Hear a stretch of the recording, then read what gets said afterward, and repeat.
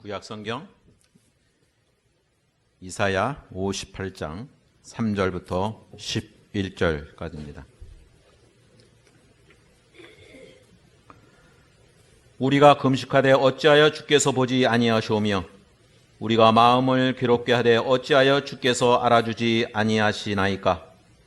보라, 너희가 금식하는 날에 오락을 구하며 온갖 일을 시키는도다. 보라, 너희가 금식하면서 논쟁하며 다투며 악한 주먹으로 치는도다. 너희가 오늘 금식하는 것은 너희의 목소리를 상달하게 하려는 것이 아니니라. 이것이 어찌 내가 기뻐하는 금식이 되겠으며 이것이 어찌 사람이 자기의 마음을 괴롭게 하는 날이 되겠느냐.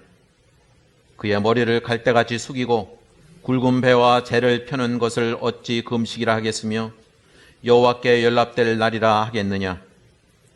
내가 기뻐하는 금식은 흉악의 결박을 풀어주며 멍에의 줄을 끌어주며 압제당하는 자를 자유하게 하며 모든 멍에를 꺾는 것이 아니겠느냐.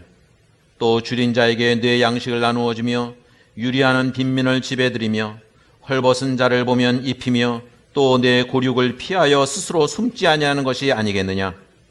그리하면 내 빛이 새벽까지 비칠 것이며 내 치유가 급속할 것이며 네 공의가 네 앞에 행하고 여호와의 영광이 네 뒤에 호위하리니 네가 부를 때에는 나 여호와가 응답하겠고 네가 부르짖을 때에는 내가 여기 있다 하리라.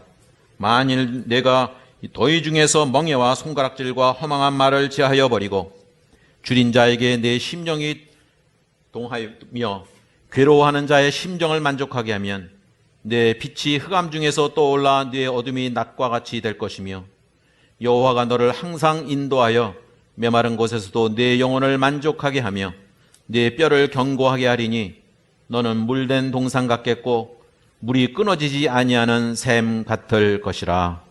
아멘. 예, 이제 올 벌써 12월 11일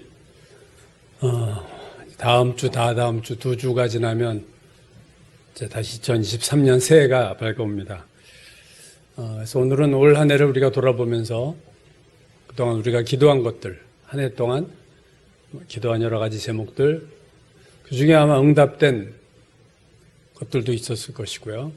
그런 응답된 기도 제목들에 대해서는 우리가 하나님께 감사하고 찬양하고 또 영광을 드려야 되겠죠. 또 그러셨으리라고 믿습니다. 그러나 우리가 기도한 것이 다 응답되고 다 이루어졌다고만 볼 수는 없을 거예요. 우리가 1년 동안 열심히 기도한 것 중에서 응답되지 않은 것, 여전히 해결되지 않은 것들, 그런 것들이 그대로 둔 채로 또 올 한 해가 지나가게 될 수도 있습니다. 그래서 오늘 우리는 내가 1년 동안 열심히 기도를 했음에도 불구하고 응답되지 않은 것들에 대해서 왜 하나님께서는 내가 그렇게 열심히 기도했는데 나의 기도에 대해서 응답하지 않으셨을까? 거기에 대해서 그런 고민을 우리가 함께 가지고 오늘 말씀을 생각했으면 좋겠습니다. 오늘 본문 이사야서 58장을 보면 이스라엘 백성이 그 당시의 종교적인 열심이 대단했음을 우리가 알 수 있습니다. 2절을 보시면 날마다 하나님을 찾았다.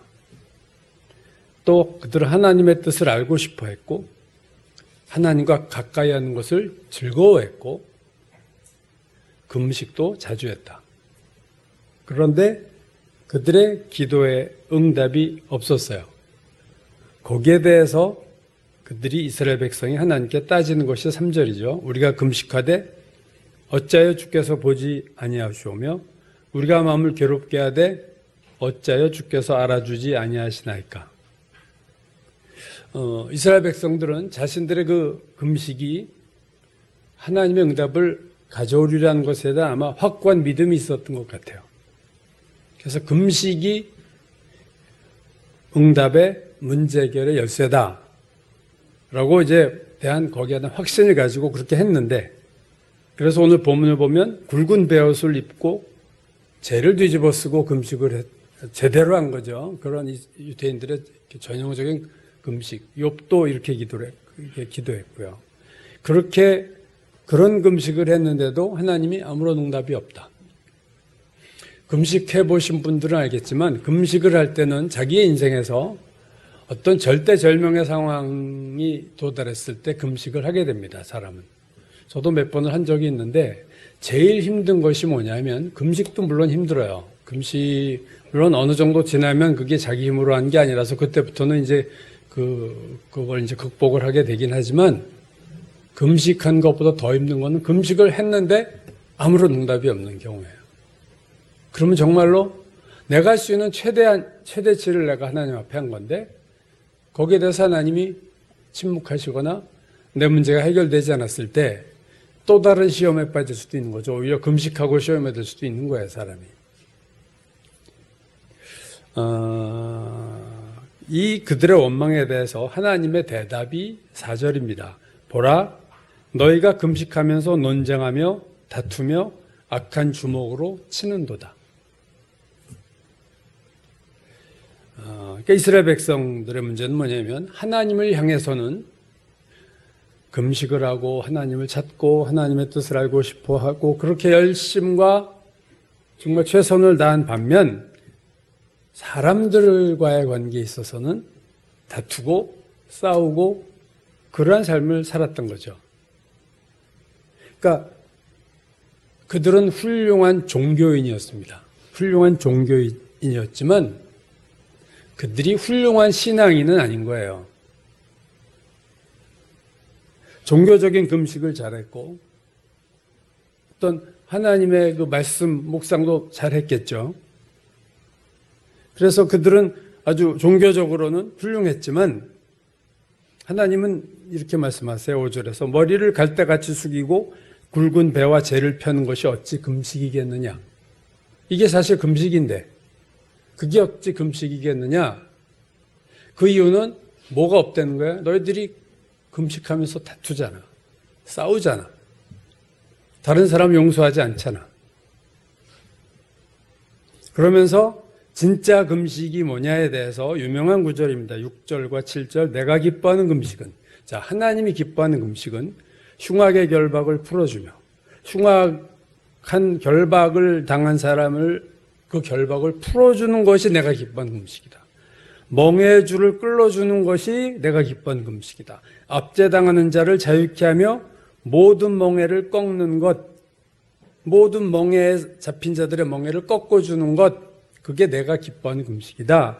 또 줄인 자에게 내 양식을 나누어 주며 유리하는 빈민을 집에 들이며 헐벗은 자를 보면 입히며 또 내 고륙을 피하여 스스로 숨지 아니하는 것이 아니겠느냐. 우리 친구 중에 어려움을 당하는 친구가 있어요. 그래서 거의 파산 지경에 이르러 있는데 고등학교 동기들에게 이게 전화를 하면요. 한두 번은 받아요. 그리고 한두 번은 도와줍니다. 그런데 세 번째 정도 되면 비서실에서 안 바꿔주는 거예요. 오늘 여기 내 고륙을 피하여 스스로 숨는다.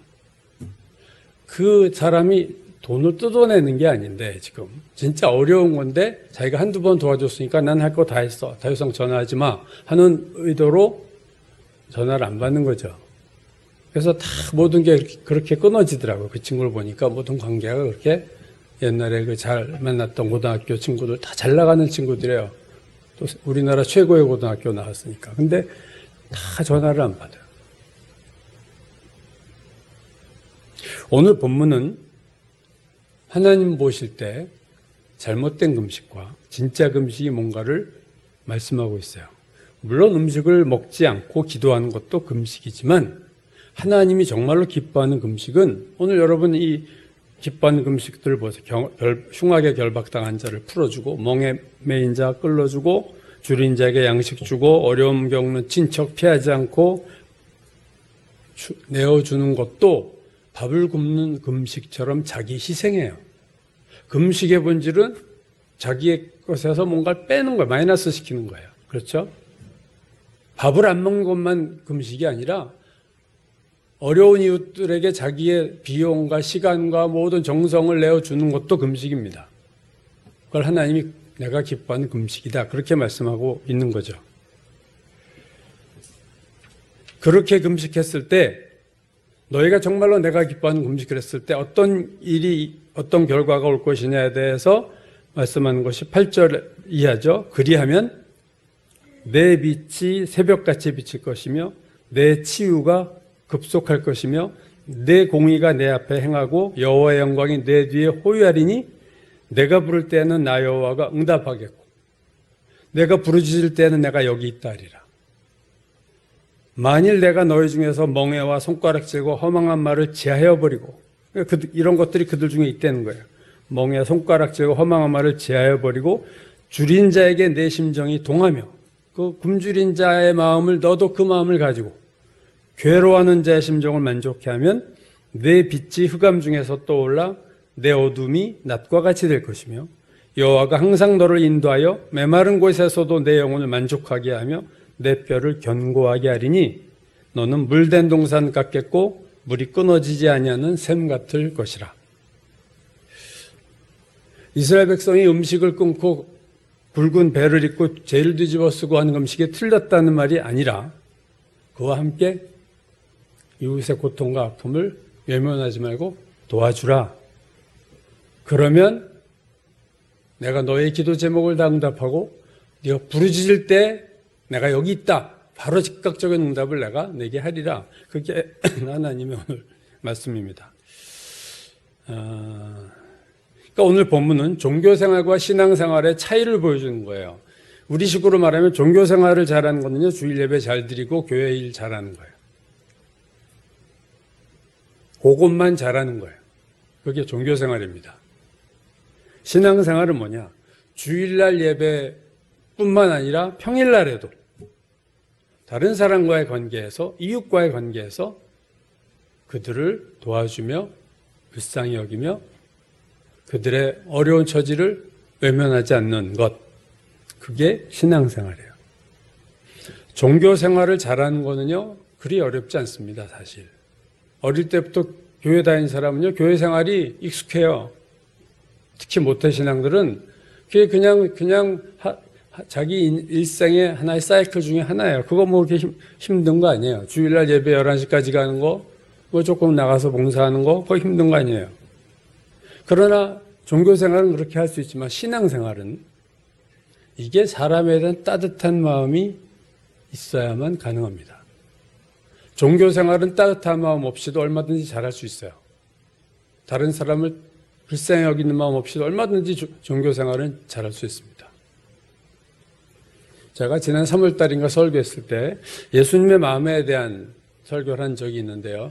예수님은 근본적으로 우리를 불쌍히 여기시는 분이다. 그거였어요. 우리를 불쌍히 여기신다. 이 불쌍히 여기신다는 헬라어 단어가 마태, 마가, 누가에만 나오는 단어예요.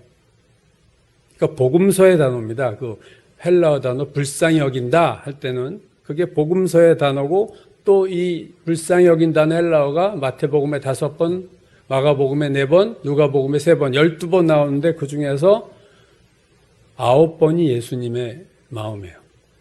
12번 중 9번. 한 번은 탕자의 비유에 나온 아버지의 마음, 그러니까 하나님의 마음이고 나머지 2개만 예수님과 관계없는 거지 나머지는 다 예수님이 불쌍히 여기셨다. 이거예요. 복음서에서 나오는 거의 대부분이 예수께서 무리를 불쌍히 여기시고 예수께서 문둥병자들을 불쌍히 여기시고 예수께서 아들이 죽은 과부를 불쌍히 여기시고 그들을 고쳐주시고 문제 해결해 주시고 그러니까 불쌍히 여긴다는 그 헬라어 단어를 보면 이게 예수님의 단어예요. 예수님의 마음을 가리키는 단어입니다. 배고픔에 대해서 불쌍히 여기시고 눈먼 것에 대해서 불쌍히 여기시고 인간의 불행과 질병과 슬픔에 대해서 주님이 불쌍히 여기셨다. 이 불쌍히 여기셨다는 단어의 정확한 뜻은요. 마음속 깊은 곳에서부터 나오는 연민이다. 그런 의미예요. 빌립보서 1장에서 내가 예수 그리스도의 심장으로 너희 무리를 사모한다 할 때 그 예수 그리스도의 심장이란 헬라어 단어가 불쌍히 여긴다의 어원이에요. 그러니까 불쌍히 여긴다는 것은 어디서부터 나오는 마음이냐면 이 심장에서부터 나온다. 의학 용어로 그 내장이라는 의미의 스플랑크닉이라는 단어가 있는데 잘 안 쓰는 단어인데요. 이 스플랑크닉이라는 영어, 내장이라는 의학 용어의 어원이 스플랑크니조마이, 이게 바로 헬라어로 불쌍히 여긴다는 단어에서 나온 거예요. 파생어예요. 그러니까 내가 누구를 불쌍히, 예수님이 우리를 불쌍히 여겼다 할 때는 그냥 이렇게 감상적으로 지나가다 아유, 불쌍한 사람 보고 아유, 불쌍하네 하고 또 잊어버리는 그런 게 아니고, 감상적인 감정이 아니고 마음 중심으로부터 나오는 애끓는 마음을 의미합니다. 심장과 관계된 단어거든요, 이게.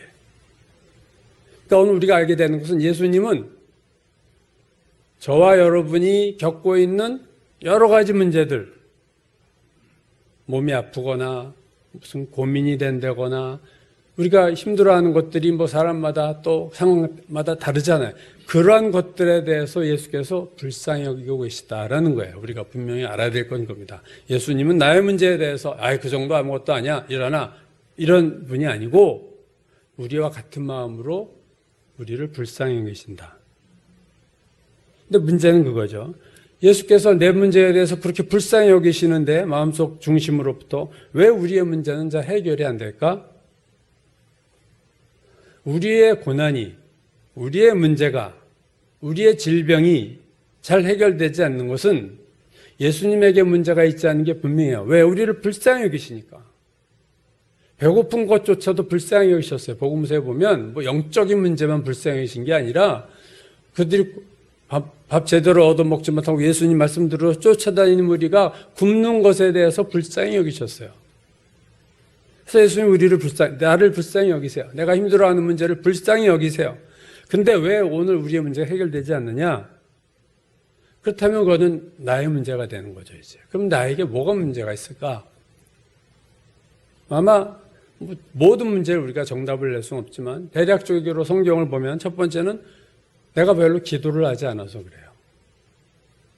문제는 있는데 기도를 안 해. 이게 가장 문제 중에 문제입니다. 문제가 있는데 기도는 안 하면서 큰일 났네 이러고만 사는 거예요. 물론 기도를 전혀 안 한다 그건 아니겠지만 그 문제를 해결할 만한 기도가 없는 거예요. 하나님이 원하시는 기도의 양을 채우지 못하는 거예요. 왜 그래서 나 기도했어? 그 기도는 너무 빈약하단 말이죠. 그래서 내가 기도하지 않아서 문제가 해결되지 않는 경우가 적지 않습니다, 사실은. 하나님이 원하시는 기도를 못해요. 내가 생각하기에 난 조금 기도했지, 뭐 이 정도. 그래서 야고보서 4장 2절 너희가 얻지 못하면 구하지 아니하며 너희가 구하지 아니해서 기도하지 않아서 응답이 없어. 문제는 계속 있는데 너희가 그래도 기도를 안 해. 이건 대책이 없어요. 어려움이 있는데 기도 안 하는 사람은 대책이 없어요. 어떻게 하나님 해결해 줄 수가 없어요. 다 기도하라고 문제를 줬는데 기도를 안 해. 두 번째는요. 기도는 열심히 하는데 믿음이 없어요. 의심을 해. 기도하면서 의심해. 될까? 두려움, 불안, 의심 이런 게 내 기도에 불순물들이 잔뜩 있어요. 그래서 열심히 기도하는데 그 마음속 중심에는 뭔가 믿음이 부족해요. 야고보서 1장 6절 오직 믿음으로 구하고 조금도 의심하지 말라. 의심하는 자는 마치 바람에 밀려 요동하는 바닷물결 같으니 이런 사람은 무엇이든지 주께 얻기를 생각하지 말라. 네. 의심하면 이루어지지 않는다. 믿음이 없기 때문에 기도가 이루어지지 않는다. 원인이 어디에 있느냐? 나에게 있어요. 내가 믿음이 없어서. 세 번째는요. 자, 믿음도 있어요. 열심히 기도도 해요. 근데 응답이 없어요. 왜요? 오늘 이사야서 58장입니다. 사람들하고 자꾸 싸워요. 사람들을 싫어하고 사람들을 미워하고 사람들에 대한 불쌍히 여기는 마음이 없어요. 오늘 본문은 이 세 번째 초점을 두고 우리가 지금 보는 거죠. 종교생활과 신앙생활의 차이는 종교적 열심에 있어서는 차이가 없어요.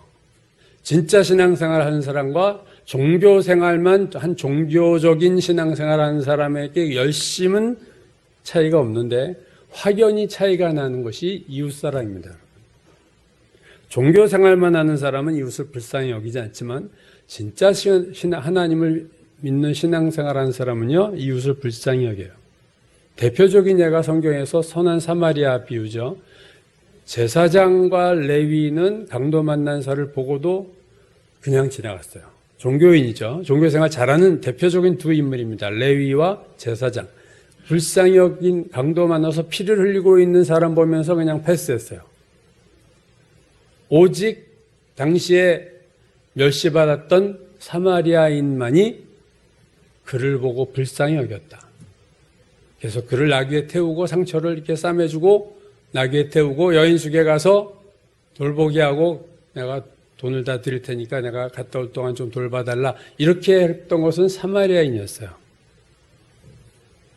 레위인과 제사장은 종교 생활의 최고봉 아닙니까? 그런 자들이 불쌍히 여기는 마음이 없었다. 자기 기도는 열심히 했겠죠. 그들도 자기 제사장이나 레위인이 얼마나 자기 기도는 또 열심히 했을까. 제가 최근에 우연히 한 목사님, 우리 앞세대를 살았던 목사님에 대해서 알게 됐어요. 박재봉 목사라는 분인데요. 감리교 목사님이었습니다. 돌아가셨죠. 해방 전후와 6.25 전쟁이라는 1940년대, 5, 60년대에 우리나라 최고의 부흥사 중에 한 분이었던 목사님인데, 이 사형제가 다 목사였는데요.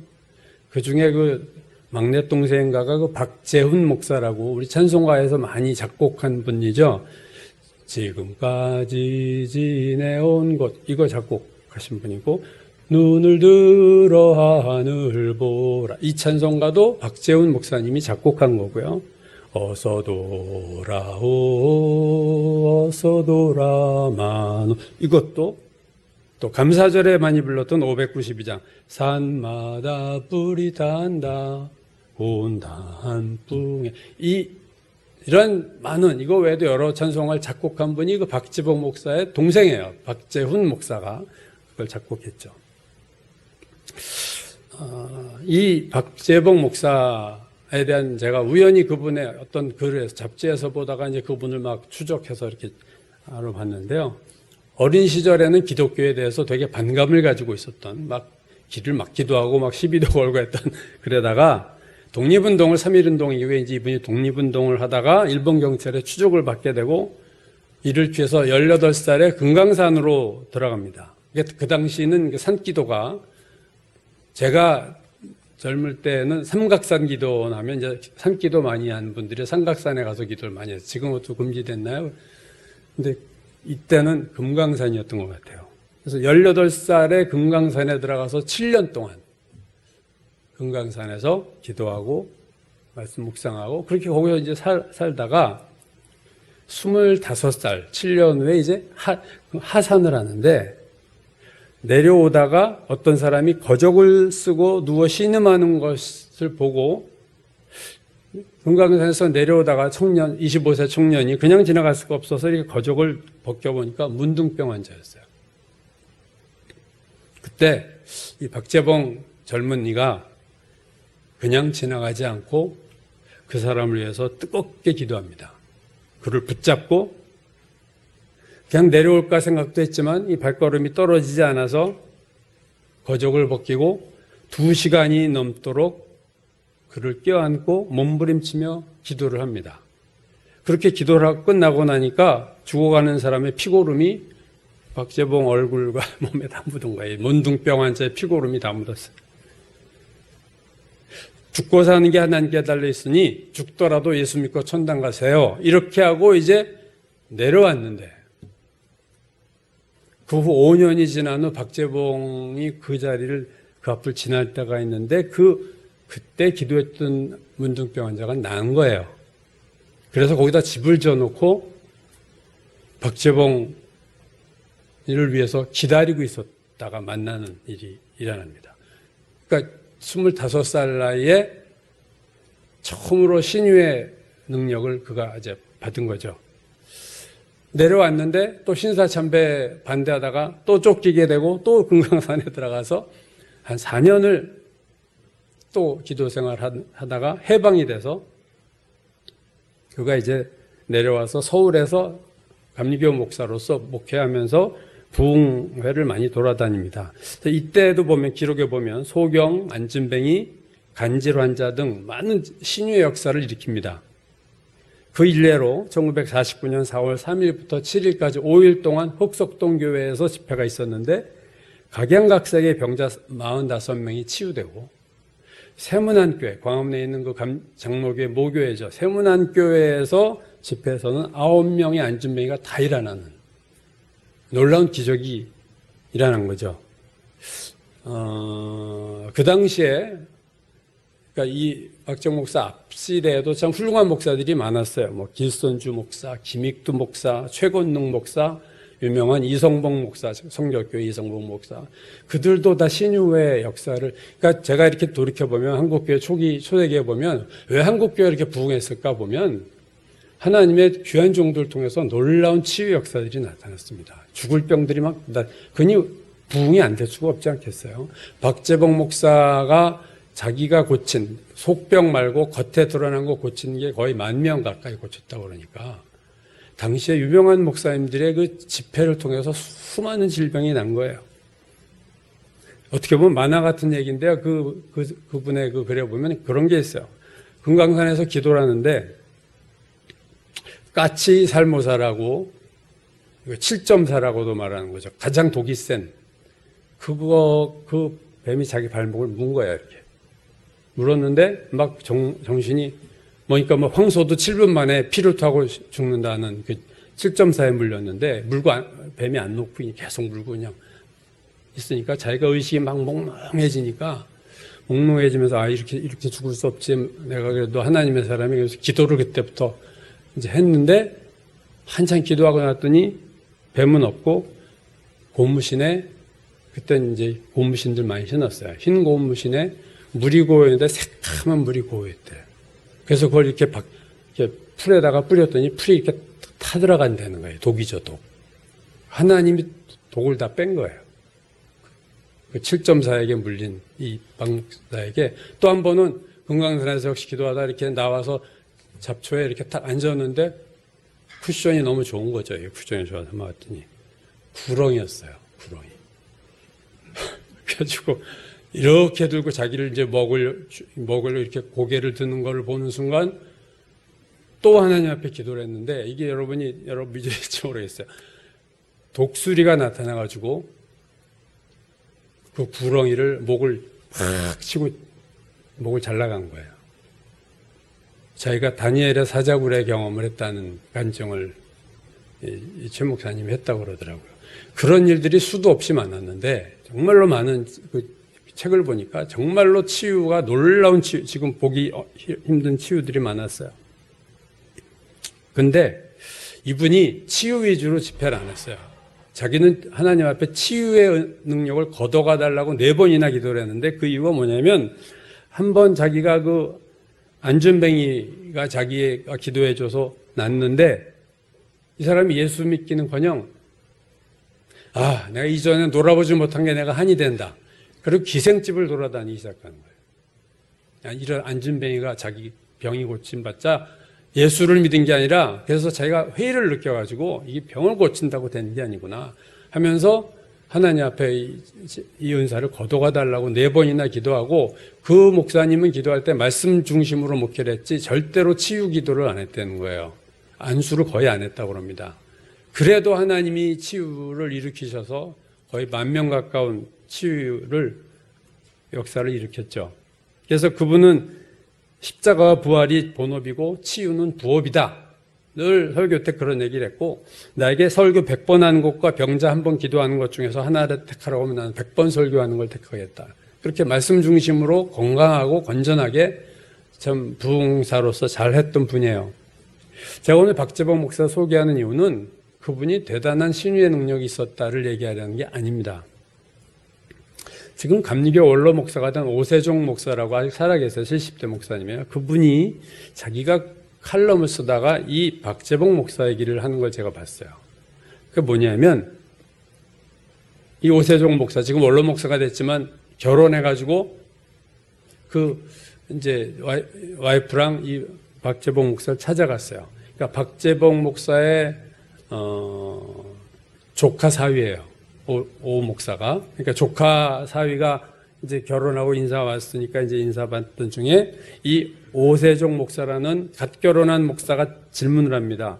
목사님, 전에 문둥병 환자도 고치셨다는데 어떻게 저도 그런 능력을 받을 수 있습니까? 얼마나 궁금했겠어요. 문둥병을 고쳤으니, 성경에 나오는 그 불치병을 정말로 고쳤으니. 여러분 무슨 대답을 했으리라고 생각하세요? 이 박재봉 목사님이? 여러분이 예상하는 답은 뭘까요? 문둥병 환자를 치유하려면 도대체 그 능력을 어떻게 해야 받을 수 있습니까? 라고 물어봤을 때 기도만 해. 믿음이 좋아야 돼. 네가 큰 믿음을 가져야 남을 고칠 수 있어. 그렇게 얘기했을 것 같은데 그렇게 얘기를 안 했어요. 제가 이분을 보면서 제일 생각을 많이 한 부분이 이 부분입니다. 뭐라고 대답을 했냐면 문둥병을 고쳤던 이 목사님이 한 말은 이거예요. 예수님의 사랑이야. 근데 예수님의 사랑을 우리가 너무 많이 듣는 얘기야. 구체적으로 이렇게 표현했습니다. 그 사랑이라는 게 뭐냐면 다리가 썩는 병에 걸린 사람의 치유를 위해서 네가 기도할 때 그 썩는 다리가 내 다리로 달라붙고 내 건강한 다리는 그에게로 바뀌어부터도 괜찮다는 경지의 사랑이다. 전 처음에 여기에 도전받았어요. 그렇게 하면 그 다음엔 하나님이 당신 뜻대로 역사하시는 거야. 네가 누구의 병을 놓고 기도할 때 그 병이 나한테 오고 나의 건강이 그에게 갔으면 좋겠어 라는 마음으로 기도하면 하나님이 역사하신다. 그건 참 저는 한참 이 부분을 읽고 저는 참 생각을 많이 했고 참 신앙의 본질이 뭔가 그렇게 신유를 많이 했던 분이 이렇게 대답 안 할 것 같았는데 더 많이 금강산에 가서 기도해. 금강산이 이제 안 되니까 설악산에 가서 기도해. 이런 얘기할 것 같은데 예수님의 사랑이다. 그게 능력의 원천이다. 그렇게 얘기를 했다는 거죠. 그러니까 박재봉 목사가 수많은 기적을 행했지만 그는 기적이 목적이 아니었고 항상 예수님의 십자가와 사랑을 전했던 그 마음에는 예수님의 마음이 있었던 거예요. 예수님의 사람들을 불쌍히 여기는 마음, 그 불쌍히 여기는 마음이 바로 문둥병을 치료했던 능력의 원천이었다. 박재봉 목사의 마음이 예수님의 마음과 일치됐을 때 하나님께서 그 당신의 종을 통해서 놀라운 기적들을 행하신 것이다.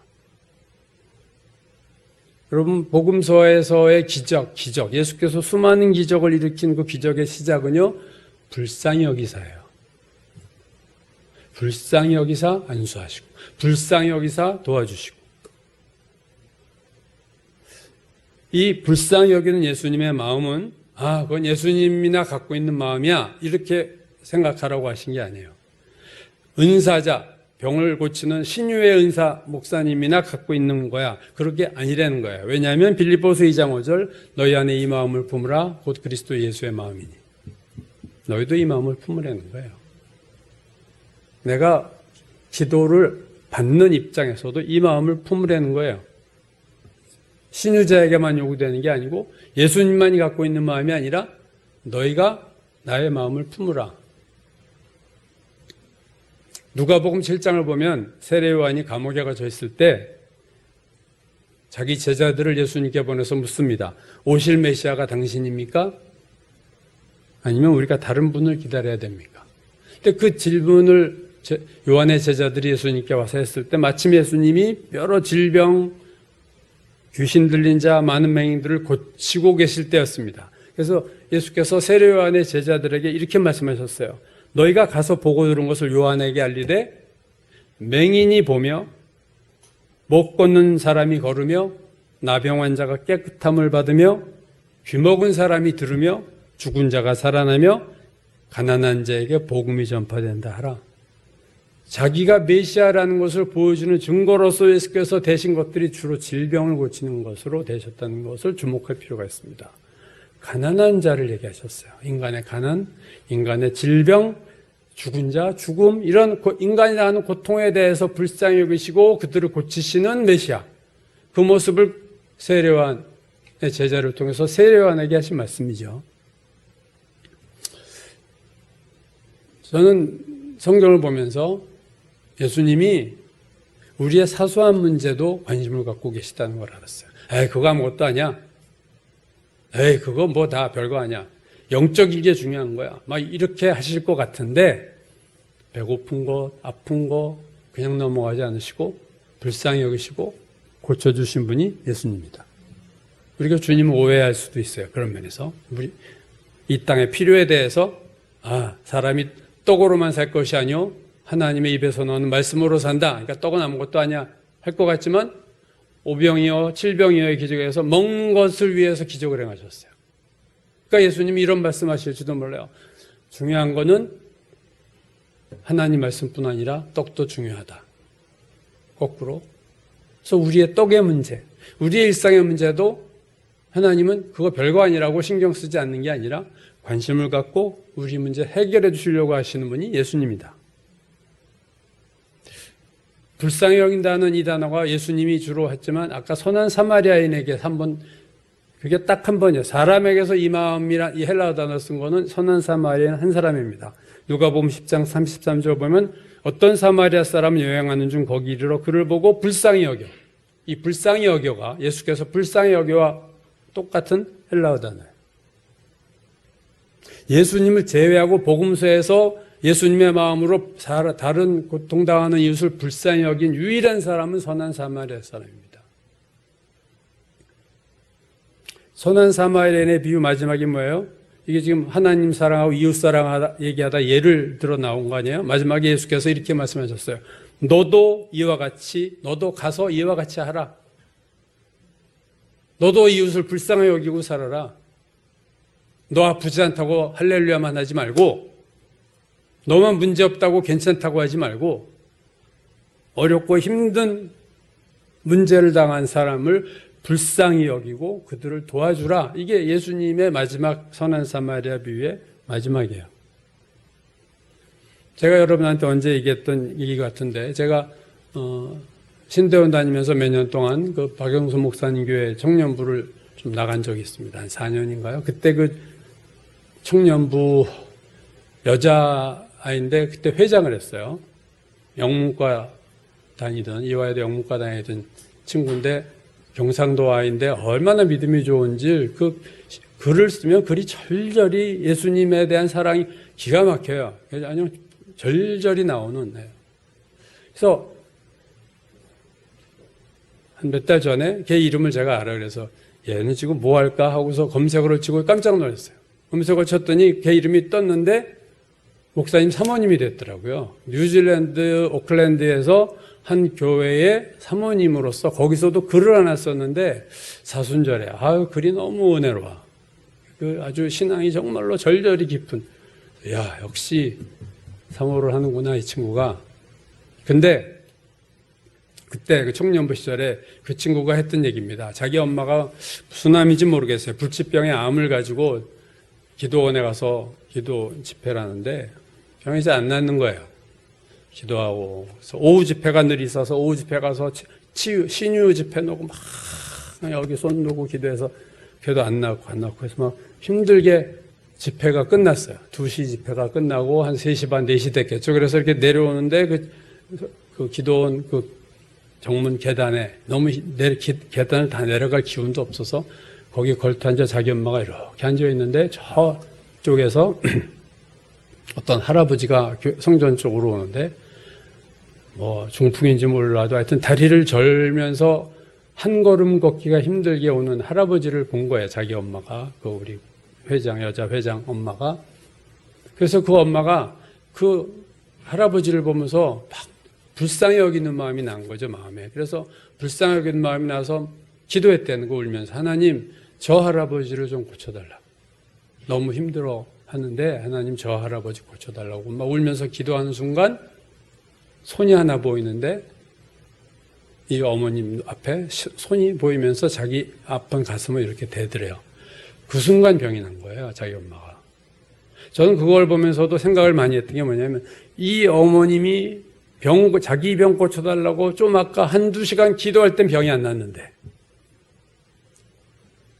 지름길로 가서 병이 낫는 게 뭐예요? 믿음으로 기도하는 거 아니에요. 그래서 믿음으로 지름길로 가서 막 기도했는데 병이 안 났는데 이번에 지름길이 아니라 이렇게 다른 사람 불쌍히 여기는 다른 사람 놓고 간접 기도를 했는데 병은 본인이 난 거예요. 그게 뭐냐면 하나님의 마음을 보여준 사건입니다. 하나님이 어떤 기도를 원하시는가? 물론 자기가 암이 걸렸으니까 기도해야죠. 열심히 기도해야 되지만 그 마음과 함께 믿음의 기도와 함께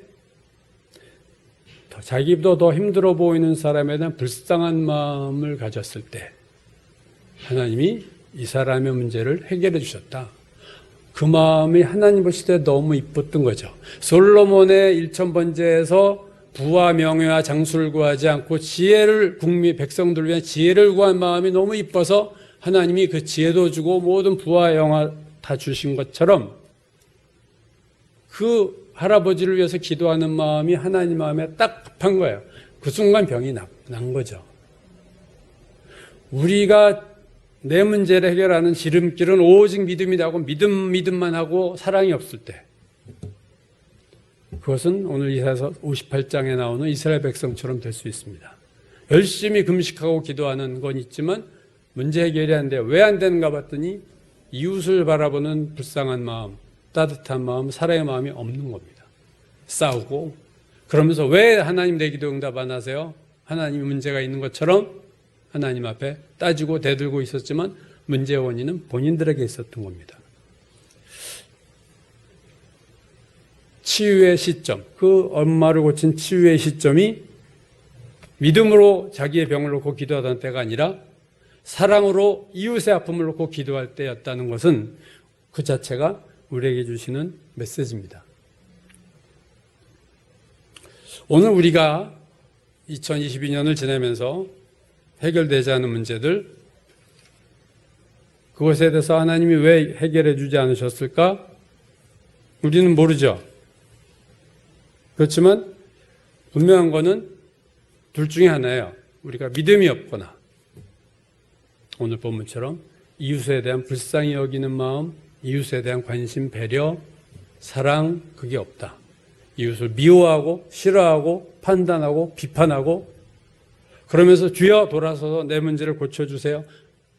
응답이 없을 수 있다는 거죠.